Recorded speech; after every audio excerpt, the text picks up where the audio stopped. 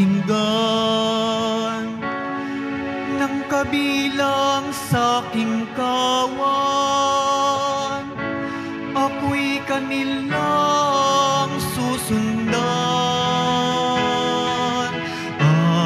Alleluia, alleluia, alleluia,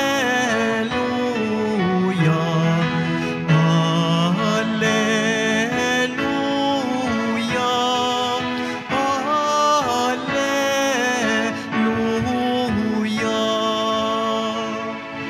Sumainyo ang Panginoon. At sumaiyo din. Ang mabuting balita ng Panginoon ayon kay San Mateo. Papuri sa iyo, Panginoon.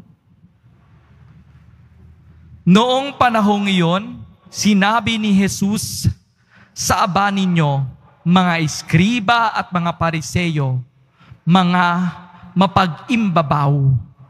Hinahadlangan ninyo ang tao upang hindi sila mapagharian ng Diyos. Ayaw na ninyo pasakop sa paghahari ng Diyos, hinahadlangan pa ninyo ang ibig pasakop. Sa aba ninyo, mga eskriba at mga pariseyo, mga mapag-imbabaw. Inubos ninyo ang kabuhayan ng mga babaeng balo at ang sinangsangkalan ninyo ang pagdarasal ng mahaba. Dahil dito'y lalo pang bibigat ang parusa sa inyo. Saba ninyong mga eskriba at mga pariseyo, mga mapag-imbabaw. Nilalakbay ninyo ang karagatan at ginagalugad ang buong daigdig. Makahikayat lamang kayo ng kahit isang hintil sa pananampalatayang Hudyo. At kung mahikayat na ginawa ninyong maasahol pa kaysa inyo, kaya't naging ibayo ang dahilan para siya'y parusahan sa impyerno.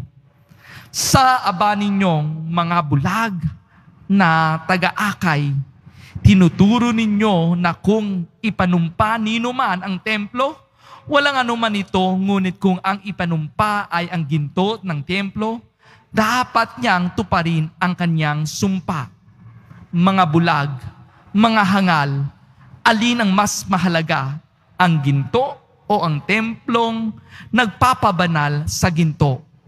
Sinasabi rin ninyo na kung ipanumpa ninuman ang dambana, walang anuman ito. Ngunit kung ipanumpa ay ang handog na nasa dambana, dapat niyang tupdin ang kanyang sumpa.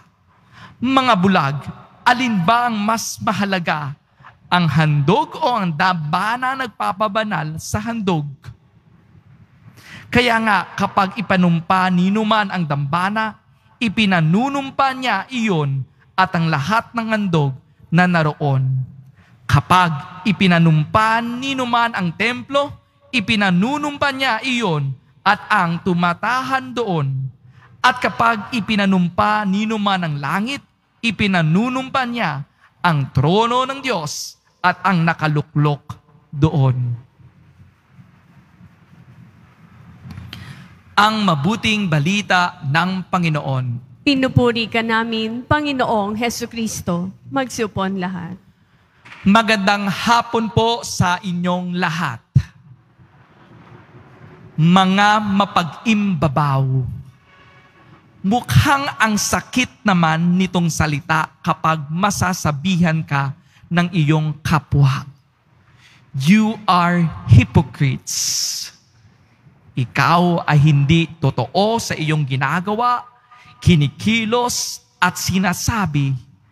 Magaling ka lang sa panglabas na anyo, pero sa gawa, wala ka palang binatbat. Ito ay hindi maganda sa tenga natin na pakinggan. Kaya kung tingnan ninyo yung katabi, mukha bang mapag-imbabaw?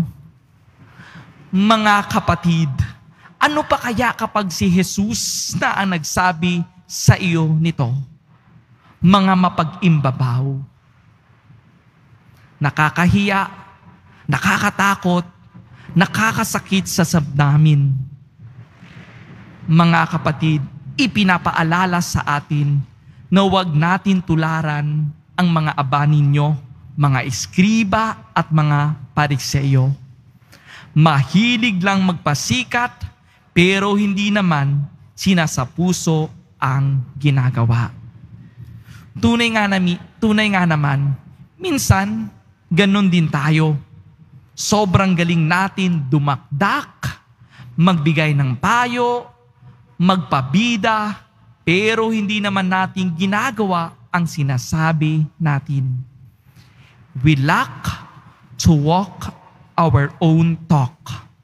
Instead, we use powerful words in order to impress people and not to please the Lord. Sino ba ang mas mahalaga sa buhay mo? Sino ba ang gusto mong ipapahayag? Ang iyong sarili para umangat ka sa iba o ang Panginoon na nagbibigay ng lakas sa iyo? Kung si Nuestra Padre Jesus Nazareno ang pinapahalagan mo, ay patunayan mo. Huwag kang mahiya ibalita sa iba na si Jesus ay makapangyarihan, mapagmahal at mabuti. Maging totoo ka at palaging pumanig sa makatotohanan. Mga kapatid, hindi naman natin kailangan magpabida para sumikat. Hindi naman natin kailangan sumikat para maangat mo ang iyong sarili. Ang pagiging totoo, mabuti at mapagmahal sa kapwa at sa ating Panginoon ay sapat na. Ito dapat ang atin ipinahahayag at pinapalaganap. Huwag tayong huminto na gumawa ng mabuti at magsabi ng katotohanan. Iwasan ang maging mapag-imbabaw. Ang dami na ng problema sa mundo. Dagdagan mo pa kaya? Mga kapatid, manatiling mabuti at ipahayag si Jesus bilang Diyos at hindi iyong sarili na mas magaling. Tandaan mo, ang Panginoon ay makapangyarihan sa lahat. God bless us all.